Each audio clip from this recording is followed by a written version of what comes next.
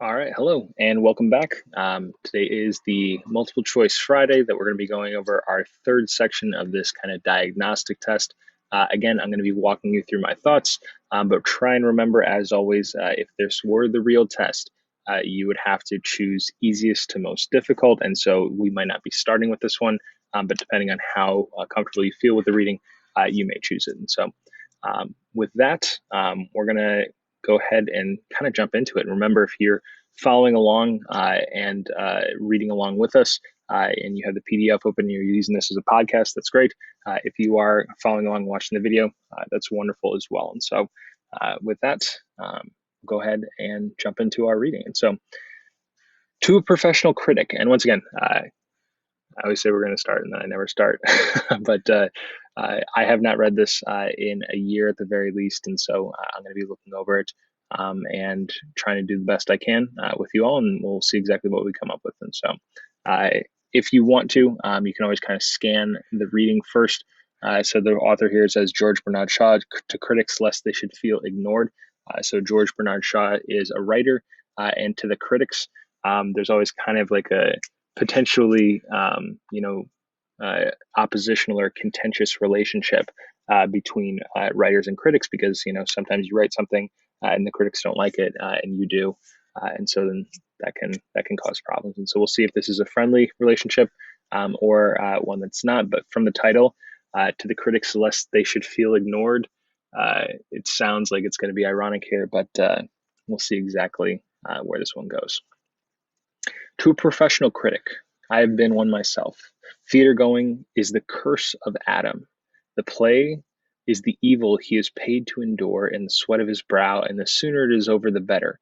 This would place him in irreconcilable opposition to the play going or the paying playgoer, for whose point of view, the longer the play, the more entertainment he gets for his money. It does, in fact, so place him, especially in the provinces, where the playgoer goes to the theater for the sake of the play solely and insists so effectively on a certain number of hours' entertainment that touring managers are sometimes seriously embarrassed by the brevity of the London plays they have to deal in. And so already it seems like we are hinting towards the more contentious relationship because right off the bat, the professional critic, and he's literally saying, and by the way, if this was a rhetorical analysis, I say, I have been one myself. That's probably going to get him a lot of credibility among critics. And so if you're a critic reading this, you'd probably think, oh, well, like he understands this because he has been one. And so I don't know what the curse of Adam means exactly, but I get what it's going for here. It seems like it's kind of like an original sin reference. As far as like the Christianity in the Bible goes, it seems like a Adam and Eve original sin thing. The play is the evil that has to be endured by the sweat of his brow. And so what the sweat of his brow, even if you don't kind of get that right away, you can picture like when somebody is sweating and it's their forehead or their, above their eyebrows, that is work. And so literally for a critic, for them to enjoy something like going to the theater would actually be work for them. It wouldn't be something enjoyable. And so saying that, and what's interesting here is like as like a writer or a creator, he's not even thinking it from a creative standpoint. He's thinking about it from an audience standpoint. And so the audience in his mind is that irreconcilable opposition or direct opposite that can never see the same thing because the audience wants the play to keep going on and on and on because then they're getting their money's worth. Where the critic wants it to end sooner because then his work is or her work is over or their work is over. And so ultimately, you've got kind of that opposition built in. And that's really what I'm taking away from this first paragraph is that the two sides that are being set up are the person who's enjoying the play because they paid money for it and the critic who is literally being paid to judge the play. And so the sooner it's over, the sooner their work is over. It seems like London plays, for what it's worth, seem to be very short. That word brevity means, something that is shorter. Let's move on to the next paragraph. For in London, the critics are reinforced by a considerable body of persons who go to the theatre as many others go to church, to display their best clothes and compare them with other people's, to be in the fashion, and to have something to talk about at dinner parties, to adore a pet performer, to pass the evening anywhere rather than home, in short, for any other reason except interest in dramatic art as such. In fashionable centres, the number of irreligious people who go to church, of unmusical people who go to concerts and operas, and of undramatic people who go to the theater is so prodigious that sermons have been cut down to 10 minutes and plays to 2 hours. And even at that, congregations sit longingly for the benediction and audiences for the final curtain so that they may get away to the lunch or supper they really crave after arriving as late or later than the hour beginning can possibly be for them. And so there's a whole lot to digest in this paragraph. And so sometimes when you get that, you kind of just want to go like line by line and see what you're picking up. And so for in London, the critics are reinforced by a considerable body of persons who go to the theater as many go to church to display their best clothes, compare to others, to be in the fashion, to have something to talk about.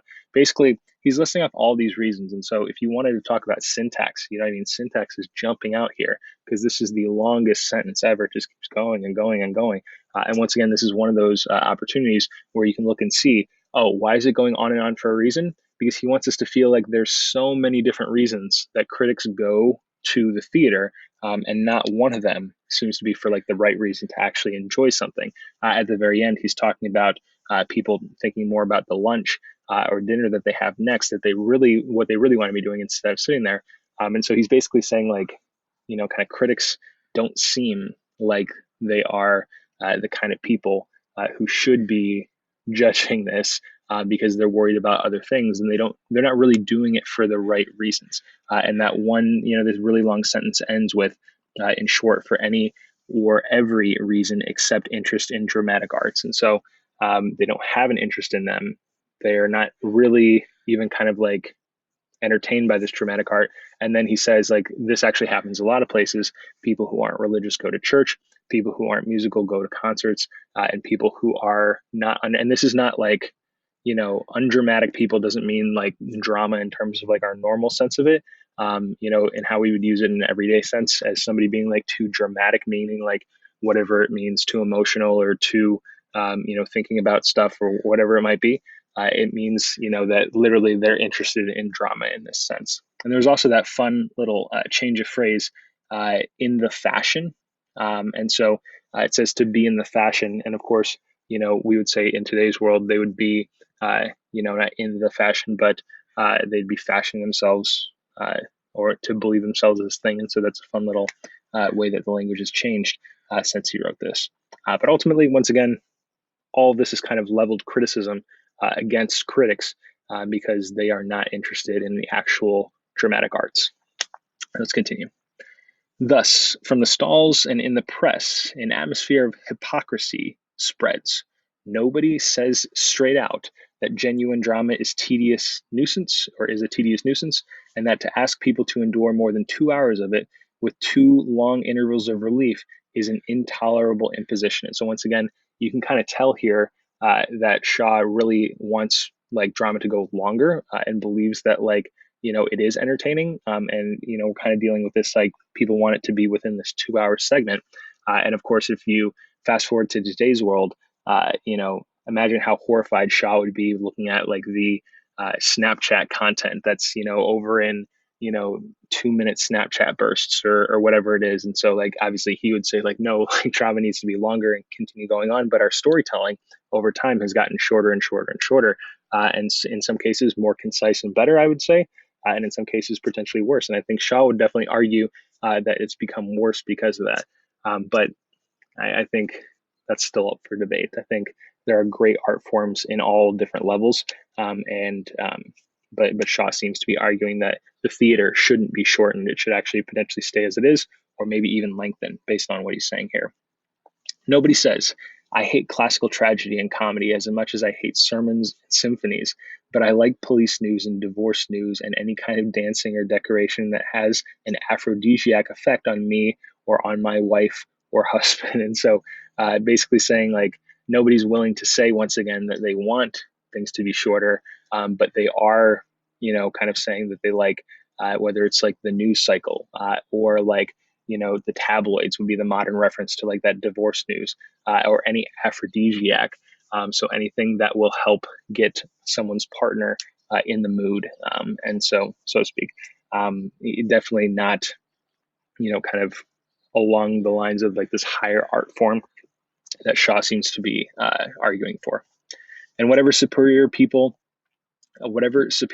may pretend, I cannot associate pleasure with any sort of intellectual activity, and I don't believe anyone else can either.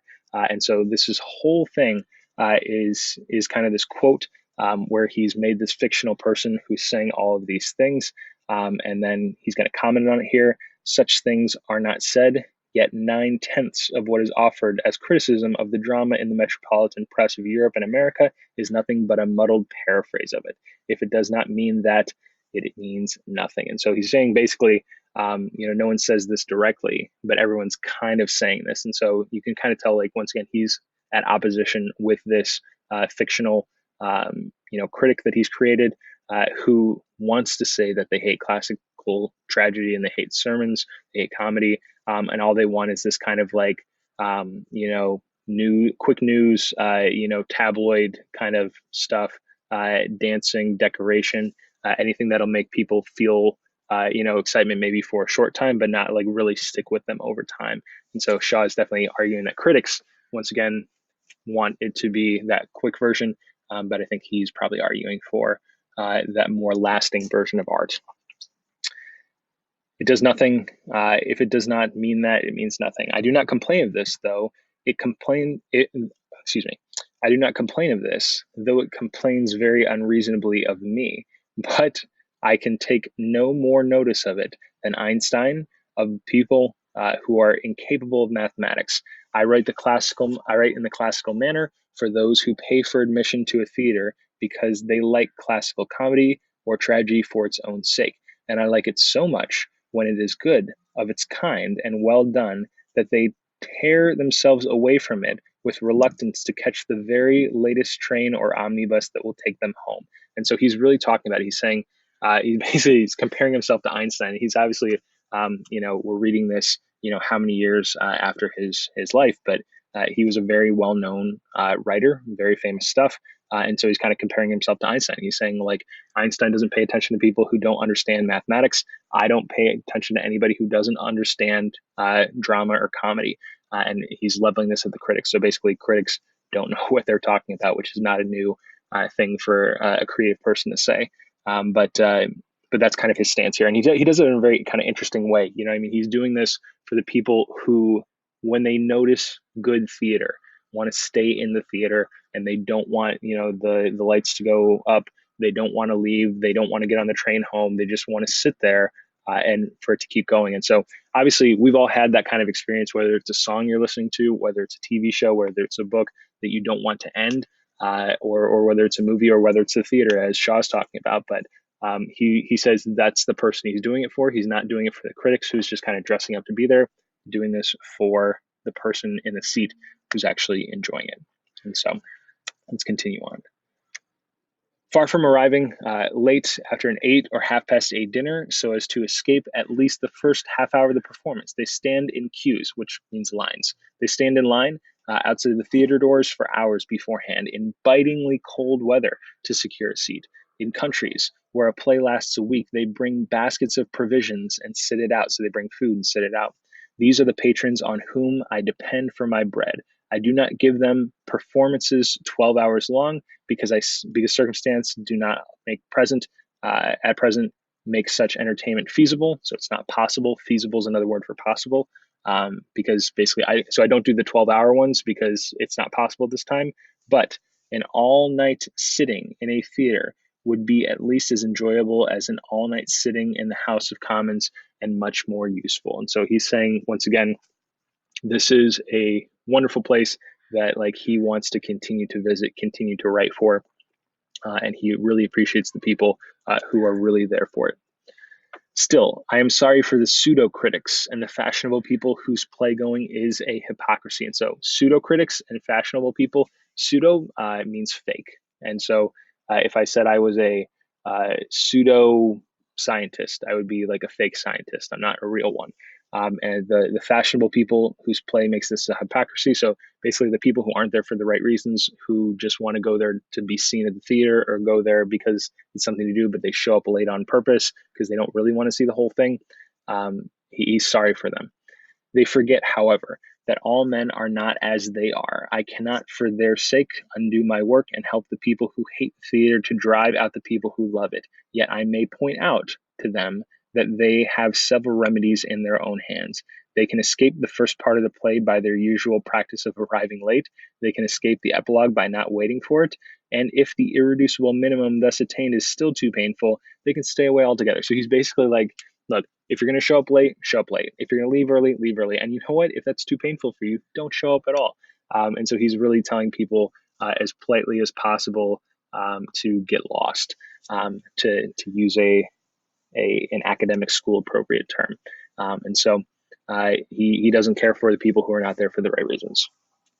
But I deprecate this extreme course because it is good neither for my pocket nor for their own soul. And so he's saying, like, I don't tell people basically to get lost because it's good for his pocket, meaning he makes money when they go to the theater. So he's not going to tell them to stay away. And also, he thinks that in the long term, it's good for their soul. And so he thinks going to theater actually makes people better people as well, kind of to learn from stories, I'm assuming. And so already a few of them, noticing that what matters is not the absolute length of time occupied by a play, but the speed with which that time passes, are discovering that the theater, though purgatorial in its Aristotelian moments, is not necessarily always the dull place they have so always found it.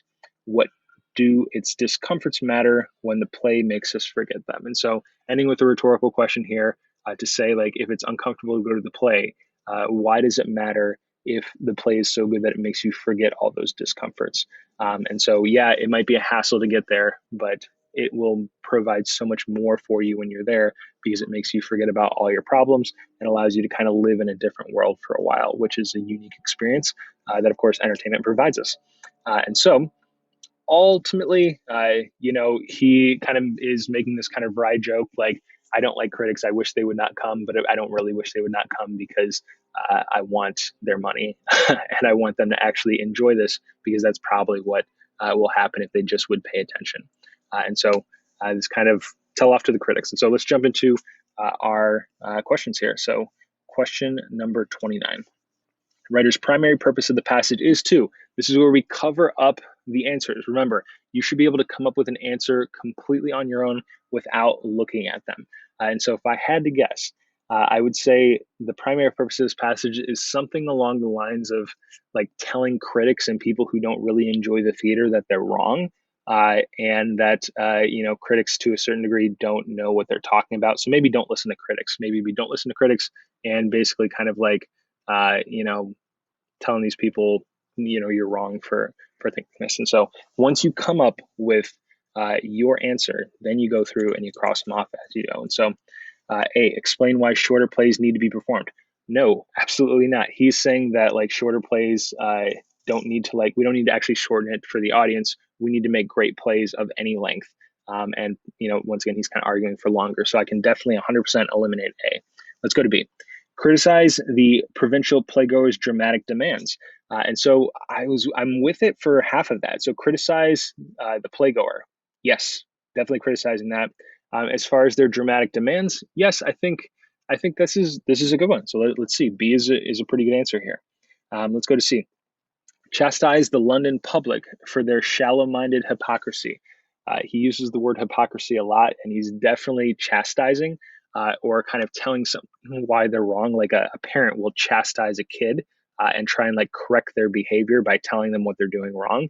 And so B and C both sound good so far. D, explain why his plays are so long. This is a funny answer because like he wrote this whole thing about how like audiences need to try and stick with longer plays. And so my hunch is that he probably did write long plays, but like although that might be the occasion for why he wrote this, it doesn't seem like that's actually supported. It's more like an interesting theory, but it's not supported by the text directly. It's more like supported by inference. And so as much as I would love to choose D, I don't think D is the correct answer. And let's look at E. Berate the theater critics for their superficial reviews. Yeah, I mean, he kind of wants to, tell them that they're wrong. But the question is between B, C, and E, which one is the most appropriate here? And it's because they're all kind of right. And so criticize the provincial playgoers' dramatic demands. This one feels more for critics than playgoers. And so like, yes, it is those, people, but it feels more so that this is for theater critics. And so that would lead us to C or E, berate the theater critics for their superficial reviews. The only thing I don't love about that one is that like it's not actually like only about the critics' reviews. And so while it is like, critics are writing these bad reviews, it's more about how they interact with the actual plays than the reviews they're writing. And so I wish I could combine that E, like berate the theater critics for their shallow-minded hypocrisy. So I would want to combine E and C right here into the best answer. But that's why this test is so hard. And so if I had to choose between the two, I don't think it's about superficial reviews. I think it's about shallow-minded hypocrisy most of all. And so I'm going to go C here. Chastise the London public for their shallow-minded hypocrisy because it's addressed to critics, but obviously a lot of people are going to be reading this. Um, and so take it for what it's worth. I would go with C. We'll do one more together. The tone of the passage can be best described as A, complex and formal. Uh, he's taking these little jabs. It doesn't seem formal to me. It definitely seems like a complex text, but I don't know if it's formal. And the key here is if one of them is wrong, they are both wrong. So you can't just like say that. So it's not formal. So let's cross off A because he's got all these kind of jokes and basically telling them to, you know, get lost, as I keep saying. Um, B, ambiguous and chastising. Well, it's definitely chastising. He's telling them they're doing something wrong. And like the jokes are a little bit more subtle. And so ambiguous means that it can be interpreted in multiple ways. And so I think it can be like somebody could like interpret parts of this as like compliments when he's actually meaning it as a joke. And so like there's a little bit of ambiguity. He's a little bit of mystery, if you will. So B sounds like a good answer. C, direct and uncomplicated. It's definitely not direct. He's talking in circles. And we already said it's complex, which is the opposite of complicated. Cross off C. Abstract and pedantic. Pedantic's a fun word. We're going to learn later in this year. It means overly academic or scholarly. So I did not feel like he was putting like too many words in here that were like overly academic. Most of this is just that it was written in 1924 when we had a different use of the English language, but it's not like overly academic. So D is out. And then last but not least, scathing and libelous. Libelous means he's, telling literally like lies in print about somebody. And scathing, it's not quite scathing. Scathing is like blunt and angry, yelling, you know what I mean? But this one is much more kind of like below the surface. And so our best answer here is B. And that's what I would assume the answer is. Let me go ahead and look these up. Yep. Okay. C and B were correct. So we've got those first two right.